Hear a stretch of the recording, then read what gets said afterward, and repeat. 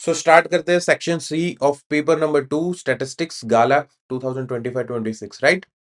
सो first question में हमें दिया गया है sigma P1Q0 is to sigma P0Q0 is 5:3 and sigma P1Q1 is to sigma P0Q1 is 3:2। So basically ये जो फॉर्मूला है वो मैच हो रहा है लास्पेयर और पाशे के साथ राइट। और हमें क्वेश्चन में पूछा है find the Laspeyres index number, Passes index number and Fisher's index number, right? So formula रखेंगे IL is equal to sigma P1 Q0 upon sigma P0 Q0 into 100 is equal to 5/3 multiply by 100। Answer क्या आया हमारा 166.67। Next हमें क्या बोला है IP is equal to sigma P1 Q1 divided by P0 Q1 multiply by 100 3/2 multiply by 100 is equal to 150, right?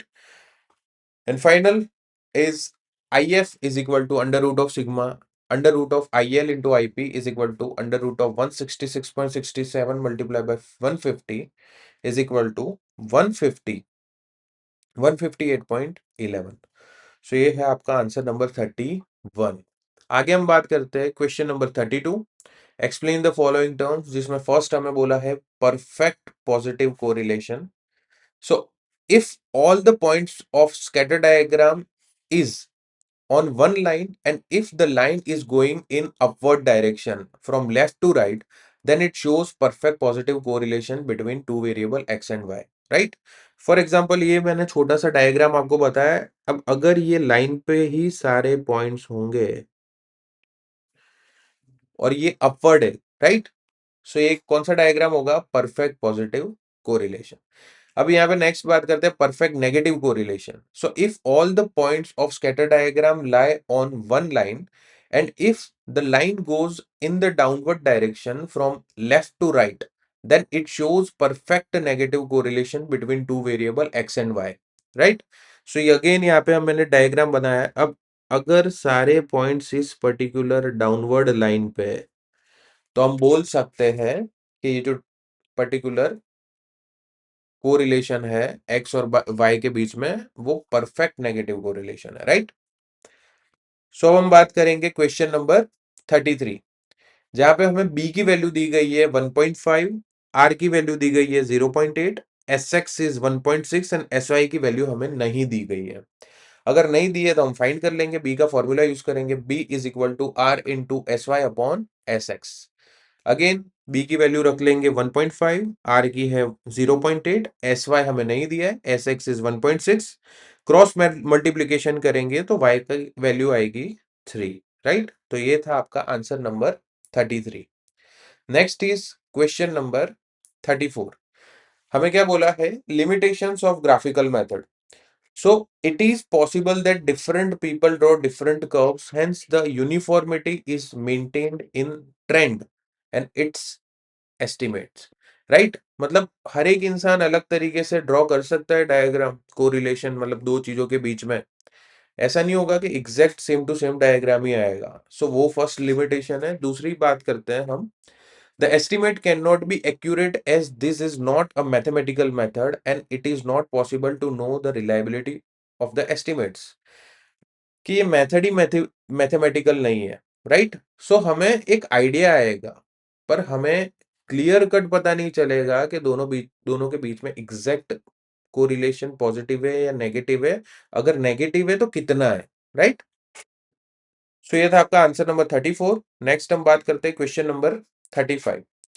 Four male employee and two female employees working in a government department are sent one by one in terms to the training center for a training. Find the probability that two female employees go successively for the training, right? Successively मतलब क्या, कि दोनों female employ जो है वो साथ में ही रहेगी, right. So event A is two female employees go successively for the training. अब यहाँ पे टोटल कितने, 4 मेल और 2 फीमेल है। अब फॉर एग्जाम्पल ये 4 मेल है और ये 2 फीमेल है। अब ये 2 फीमेल जो है ना वो अब साथ में ही रहेगी, तो इन दोनों को हम सिंगल ग्रुप में कंसीडर करेंगे, तो हम यहाँ पे लिखेंगे 2p2। और जो 4 मेल है और ये जो 2 फीमेल है उसको भी हम सिंगल ग्रुप ही कंसिडर करेंगे। तो ये कितने हुए? 1 2 3 4 एंड 5, राइट। सो यहाँ पे क्या आएगा? 5p5। और total number of employees are 6, so n हमारा क्या है? 6 factorial is equal to 720, right. So यहाँ पे वैल्यू हमें m की मिल गई which is 2p2 into 5p5 is equal to 240, और n की वैल्यू भी हमें मिल गई विच इज 720। सो फॉर्मूला आएगा p of a is equal to m by n, 240 by 720 is equal to 1/3, right. सो आगे हम बात करते हैं question number 36। The mean and variance of binomial distribution are 3.9 and 2.73 respectively. Find the number of Bernoulli trials conducted in the distribution and write P of x. Right? So particularly question chapter number 2 part 2 का question है।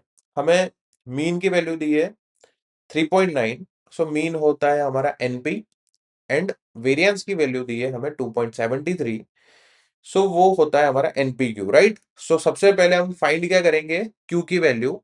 सो Q is equal to NPQ upon NP। So यहाँ पे NP cut हो जाएंगे, तो हमारी value क्या आएगी Q की? 0.7। अब P का फॉर्मूला आप सबको पता ही है, P is equal to success. Success is equal to 1 minus failure, right, which is Q।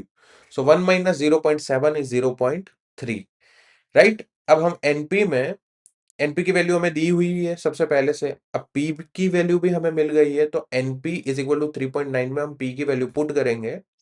So N into 0.3 is equal to 3.9, N is equal to 13, right. So ये है आपका आंसर।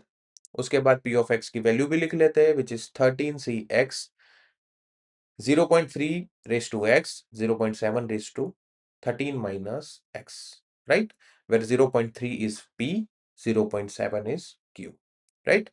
अब हमें ये भी पता होना चाहिए कि यहाँ पे x की वैल्यू कभी भी n से ज्यादा नहीं हो सकती है, ना ही x की वैल्यू कभी 0 से कम हो सकती, राइट। उसके आगे हम बात करते हैं question number 37। in modulus x minus 10 less than k1 is equal to k2 comma 10.1, find k1 and k2। So हमें सबसे पहले a की वैल्यू दी गई है which is 10, delta is equal to k1 है, a minus delta is equal to k2 है, right. So a plus delta is equal to 10.1 हमें दिया गया है। अब a की वैल्यू हमें पता ही है विच इज 10। सो सबसे पहले हम क्या करेंगे? डेल्टा की वैल्यू लाएंगे, 10.01 minus 10 is equal to 0.01, right. Second is a minus delta is equal to k2। अब हमें यहाँ पे a की वैल्यू भी पहले से दी गई है और डेल्टा की वैल्यू हमने फाइंड कर ली है। So 10 minus 0.01 is equal to k2 which is k2 is equal to 9.99। So ये था आपका answer number 38, right. Next is define limit of a function.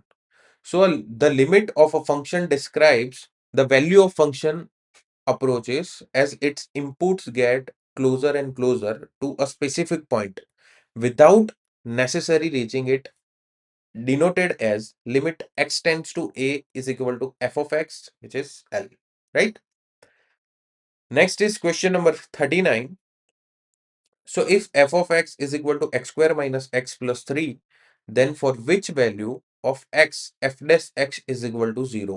सो हमें यहाँ पे f dash x की वैल्यू 0 दी गई है। सो हमें अल्टीमेटली फाइंड क्या करना है? x की वैल्यू, राइट। सो सबसे पहले हम डिफरेंशिएशन करेंगे, राइट। सो एक्स स्क्वायर का डिफरेंशिएशन होगा 2x। क्या, कौन सा फॉर्मूला यूज करेंगे? n into x raise to n into x raise to n minus 1, right.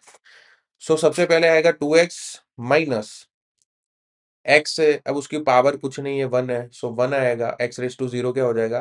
1। और अगर हमें सिर्फ नंबर दिया होगा तो वो कांस्टेंट होगा, और कांस्टेंट ऑलवेज क्या होगा? 0, राइट। सो इसका डिफरेंशिएशन क्या है? 2x minus 1 is equal to 0, क्योंकि हमें f डैश x की वैल्यू 0 दी गई है, so x is equal to 1/2, right. So ये था आपका section number C of paper number 2। Thank you.